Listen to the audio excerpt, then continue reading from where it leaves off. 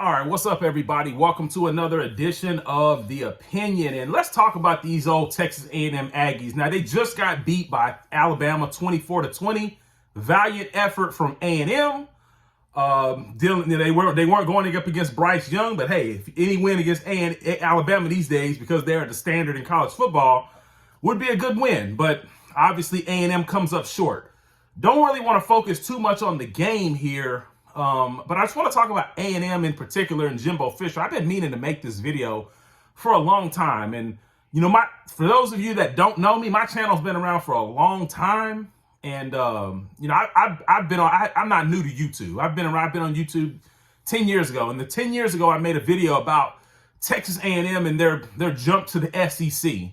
And maybe why I thought maybe that was not such a good idea. So I think it's about time that we revisit this. But I want to talk about Jimbo Fisher as well. So I saw a tweet today. I think I saw a tweet just now after the game ended, because A&M's 3-3 in conference. And so they definitely have not lived up to the preseason hype.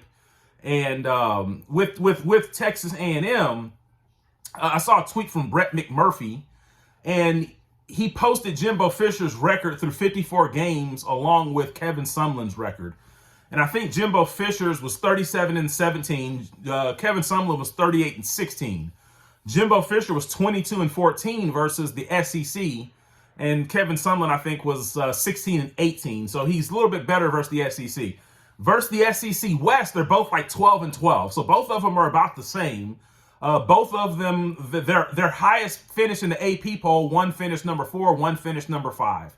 Neither one of them have had any SEC championships. So at this point in time, I want to hear from the A&M fans. What do you want to do with Jimbo Fisher? Like, do you guys still believe in this guy to get you to the next level? Because at the end of the day, we know, NIL's legal, so I'm not going to say that you cheated. But NIL, we know that A&M probably spent the most money when it comes to NIL. They just brought in the number 1 recruiting class. The recruiting class before this latest number 1 recruiting class, they had like 4 top 10 classes. And they're constantly going 8-4. Now, yeah, they had a good year. I think they went 8-1 in the COVID year. But let's be honest, folks, nobody cared about that year. No, the teams they were playing against didn't care.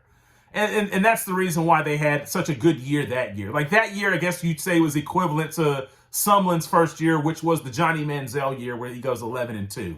But nobody cared in the COVID year because A&M has not been able to repeat that success ever. So they're headed for 8-4 or probably worse because they still have to play Ole Miss, I believe.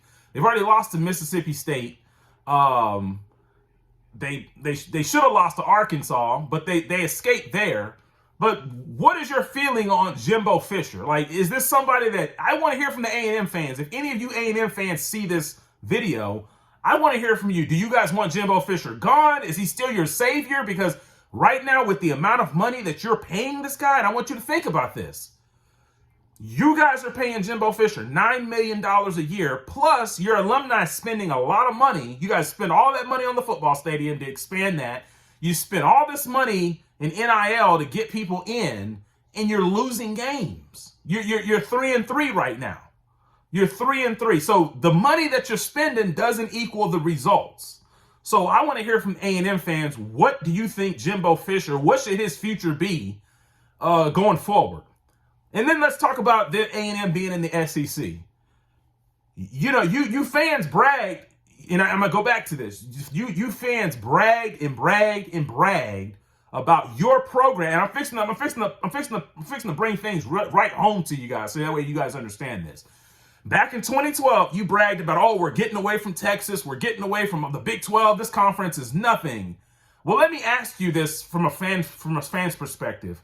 Yeah, you're getting more money as a program, but someone's calling me. But essentially, you're getting more money. But how much of that money are you seeing as a fan? Do you really want to sell out your program just to say that you got the SEC badge on your name? Now, let me bring this home to where you really understand it. Oklahoma State's a better program than you. And if you don't think they're a better program, they've had a better team than Texas A&M probably the last 6 or 7 years. A consistent program. They probably have a stronger team than you do. as well. Now, you could say, well, yeah, they play in the Big 12, they play weaker competition, but I think you could put Oklahoma State in the SEC, and they do better than A&M it does right now with their current roster, and they're in the Big 12. Now, imagine if A&M was in the Big 12. Do you think Oklahoma State would have that same success if A&M was still in the Big 12? So basically, Oklahoma State basically stole A&M's thunder. When A&M left, Oklahoma State filled that void, and they've actually exceeded what A&M did in the Big 12 because they have a Big 12 championship as well, and they've played for another program that I think is better than A&M, or they have a stronger team than you, Baylor. They're in the Big 12.